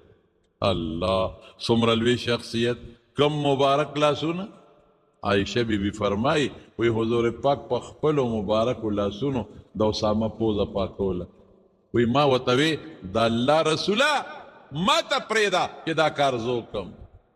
تو په لاسونو د پوزه مه پاکوه وی رسول الله مبارک وفرمیل ای عایشې د سره مینه کوه زما ډېر خوښ دی د غلام بچې داسې رحم په چا کې شته حجت الوداع کې هم اعلان وکړه مرض وفات کې هم اعلان وکړه څه وایي الصلات یو منځ کوه منځ الصلات منځ کوئ او دویم څه وایي ما ملکت ایمانکم هغه زمانه کې خو وینځې او نوکران دي وینځې وي چې د وینځو او د غلامانو خیال ساتي لیکن لفظ د غلام او د وینځې راونړه ما ملکت ایمانکم لفظ دې کې ډېره غټه فلسفه ده چې کوم ستا د لاس لاندې دي په هغې به رحم کوي چې ستا د قلم لاندې دي ستا د لاس لاندې افسره ته به په خپل لاندې خلکو رحم کوې کلاس فور باندې دا ستا د لاس لاندې دي ستا د قلم لاندې دي نن یې سسپینډ کې معطل کې او نن یې د نوکرۍ نه وباسې نن یې یو ځای نه بل ځای ته بدلې سزا ورکې ته ورکولی شي د چا د قلم د زور لاندې د لاس لاندې چې کوم خلک دي رحم به پې کوې افسر به په لاندې رحم کوي بالا افسر به د هغه نه په لاندې کوي دا رحم شو په امسایه دې دې په کور کې رحم به پې کوې مزدور دې رحم به پې کوې غریب دې ستا د لاس لاندې دی په هغه به رحم کوې های های دا موږ ته پیغمبر ښودلی دی ما ملکت ایمانکم او بل څه شی دی آها بل هم واورئ د ښځو په حق کې الا فاتقوا الله فی النساء د ښځو په حق کې د الله نه ویریږئ په ښځو رحم وکړئ نن موږ په ښځو څومره ظلمونه کوو په معمولي خبره ښځه وهي په معمولي خبره ښځه راګیره کي په کوتکو یې ووایي څومره بېرحمي ده په معمولي خبرو ښځو له طلاقونه ورکوي دا د طلاقو دا ریشو خو دومره زیاته شوې ده چې د حد نه مړه روزانه دوه درې کسان څوک راځي او څوک ټلیفونونه کوي یاره دا چل مې کوه ښځې له مې طلاق ورکړی څه به کوو یا ته خدای باله غوسه راشي ای ظالمانو ولې طلاق ورکوې ستا خور له چې څوک ورکړي ته خور لور نه لرې ته خفه کېږې که نه ستا لور له چې څوک ورکړي په کور درته کښېنې خفه کېږې که نه نو بدبخته ده همده چا لور خور ده که نه ولې ظلم کې یعنی یو زنانه راته په ټیلیفون داسې په سلګو جړل که ده چې زما د سترګو نه په غایبانه اوښکې وبهیولې ما ته وي خاوند نه له طلاق راکړه سره د بچو د کوره یې وویستمه او اسې بیسه هېڅ څه نه اسې بیسه د کوره یې وویستمه نو زه به څه کوم مولوي صاحب نو مې بچې زه خو دې نه پېژنم نو پلار کروي پلار مې مړه دې نشته دی مور مې نشته مړه مې ده رونه وي رونه مې نه ساتي چېرته لاړه شي سره د بچو یې وویسته ته د خدای نه نه یېرېږې خبر نه لرې ته به الله له نه ورځې نن ستا لاس کې طاقت ته او ستا ژبه کې طاقت ته نو دا ښځه خو ستا وینځه نه ده ظالمه دا خو د چا لور ده په څومره تکلیفونو دا لویه شوې ده دې سره مور او پلار څونه خواري کړې ده زامنو باندې دونه رحم نه لکه په لوڼو چې څومره رحم ماشوم یې په غېږ لوبولې ده ماشوم یې له ګګرې او دا ماشومانو جامې او بنګړي او دا پیسې پیسې او لوی یې کړو څه منګې هر څه چې یې وس و تا ته یې واده کړه نو ظالمه ظلم ورسره کوي پردی لور خو دا ولې موږ دا ظلمونه کوو راشه نن چې ښځو سره کم ظلم شروع دی نن د دې ځای نه نن د عربو ملکونو ته خادمانو کې ښځې لېږي ښه دا واورئ او پخوا به دې عربو ممالکو ته خادمانې د کور خدمت له د فلپاین نه او د انډونیشیا نه راتلې اوس د پاکستان نه شروع شوي دي ایجنټان د دې ځای نه ښځې لېږي څوک لېږي مړه دلته وله لور ورکې دا ولېږه ولې ریالونه به ګټي درهم به ګټي ډالر به ګټي تشاویوي لېږي خور ورکي بل ورکي بل ورکي لور ورکي پیسو دپاره یاره نو ماله قار راشي که نه دا دله دی بړوا دی دا بېغیرته دی هغه جینۍ چې هلته لاړه شي او هلته خدمت کوي ورشئ د هغې چغې او کوکې ووینئ بیا راتلی هم نشي دلته بس ختم پیسې رالیږي تاله بړوا په لور پیسې ګټي په خور پیسې ګټي چې دا کور کې د ډډه والې ده او دا برید تاوی راتاوی او د خور او د لور پیسو ته ناستې دا غټ ډله دی په خپله وګټه او په لورو لګوه په خپله وګټه او په خور باندې وګټه بې غیرته خور ګټې ته ناستې د لور ګټې ته ناستې نن لوڼه او خویندې خلک په سټیج ګډوي او پیسې پې ګټي تاسو ته پته شته غریبانان هلته نه ورته چوټي لګوي چې کور ته راشي نه ورته نهایي مستقل را پرېږدي چې دلته راشي هلته پرتی چغې وایي وهي یې ټکوي یې دې له ریالونه راځي دا موږ ظلم نه کوو خویندو سره لوڼو سره د دې له پیدا دي ظالمه ولې دلته خلک نه خرڅوي څه په پیسو باندې په دې کې هم وایي بعض علاوي اسلام ښځو سره ظلم کوي اسلام پیغمبر او د الله راوړل شوي دین ته وایي الله پیغمبر ظلم نه کوي ډېر ښکلي حقونه یې ورکړي دي. افسوس کومو ښځو دا زموږ دا جنکۍ ازادي غواړي. مړه کمه درته ویم د دې ځای نه به لور لېږي وروسته دا به ډاکټره جوړه شي. یوازې ولېږي، یوازې جرمني ته یې لېږي، دا به ډاکټره شي، یوازې ولېږي. او نورو ملکونو ته یې لېږي، یک تنها جینۍ لېږي وي ډاکټره به شي. هلته پردو هلکانو سره په هاسټلو کې شپې کوي 4 او 5 کاله. بې خونده ته یوازې لور لېږي، تعلیم نه چې دا به ډاکټره شي. هلته څه چل به وشي چې ډاکټر دلته کې په کور کې ناسته ډوډۍ به خدای ورکوي سپېره څه کوي. موږ دا نن قسمه شی شروع کړی، دا به نن چین ته ځي او دا به نن چین ته لېږي، روس ته لېږي.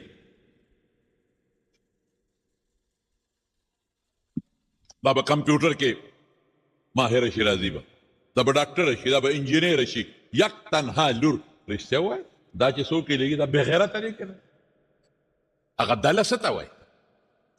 بړوا څه ته وایي؟ ما ته بړوا تعریف وکړې څه ته وایي؟ هغه دله څه ته وایي؟ د دله تعریف راته وکړې. هغه بېغیرته څه ته وایي؟ اسلام یو طرف ته که خو دا څه کوې ته؟ چین ته وروسته او جرمني ته او د نورو ملکونو ته لور لېږې، اعلی تعلیم وکړي. ما تعلیم نه چې څه شی به ترې جوړېږي چې راځي دا موږ رحم کوو. او لاړ شی نن زموږ ښځې وایي ازادي غواړو. چې کومو ملکونو کې د ښځو ازادي ده هلته لږ تپوس وکړئ. ما ته پته ده په سرو سترګو سړي جاړي. دا خو موږ څه په سترګو لیدې نه دي. موږ خو دا ازادي به میلو چې موږ به زناکاری کوو. ته به هم کوې خو خور لور به دې هم کوي. ورشئ هغه ملکونو ته. ما ته پته ده زه دغه ملکونو ته تلې خاوندان او وروڼه په سرو سترګو جاړي. وایي زموږ په مخ کې زموږ لوره لږ سره ځي، نه شو ویلی. حکومت هم بیا تنګی. زموږ مخ کې زموږ ښځه، زموږ مور، زموږ خور د پردي لږ سره زموږ په مخ کې به ګنټې والي شي بل. او زموږ څوک پلان کې ته وایه واسکه ته څوک یې؟ د بوای فرینډ یم، دوست یم. زه نشم ویلی چې ولې که ویم عدالت ته به مې راکاږي، پولیس به مې نیسي چې دا ازادي را ته ځان له خپله خوښه کړه. دا ژوند دی؟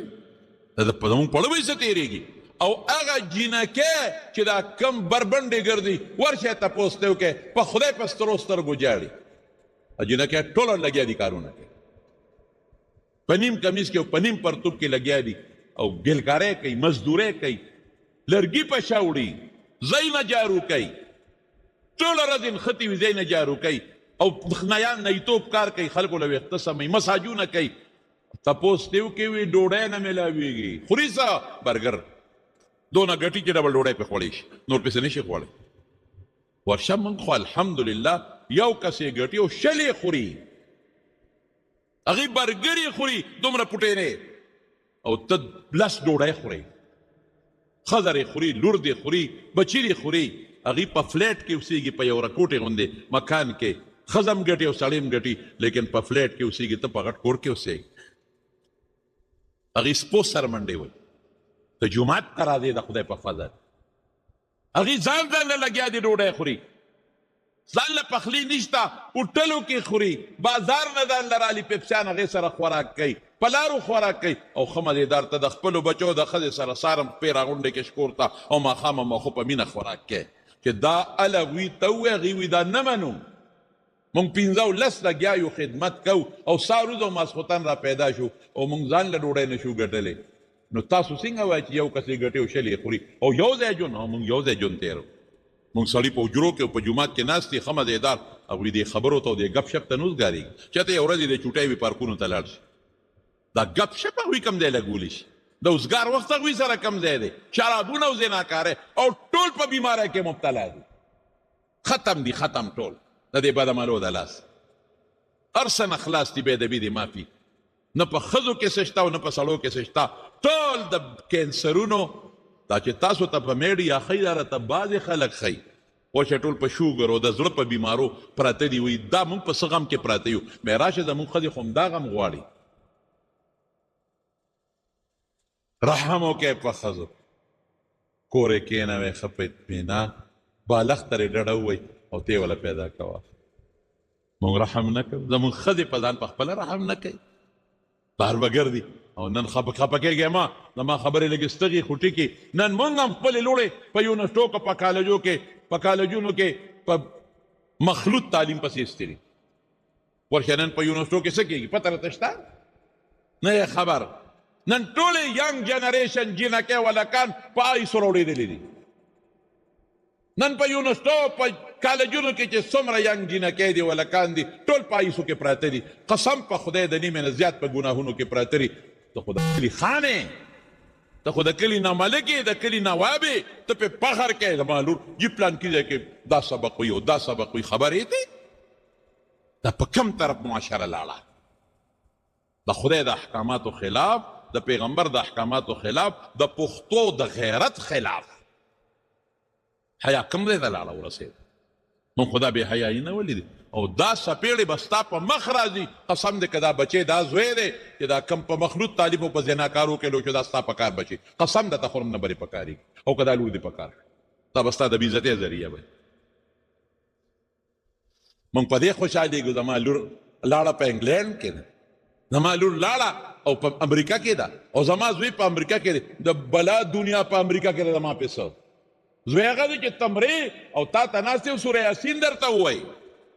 زوی هغه دی چې تا نه ساه خېږي او زه نه ده لوتړي. زوی هغه دی چې تا ولامبئ. زوی هغه دی چې تا قبر ته کوز کړي. زوی هغه دی چې تا ته دعاګانې وکړي او صدقه در پسې وکړي. زوی دا نه دی چې ته دلته مرې او هغه په لندن او په امریکا کې ناست وي خښوی زه نشم در رسېدی.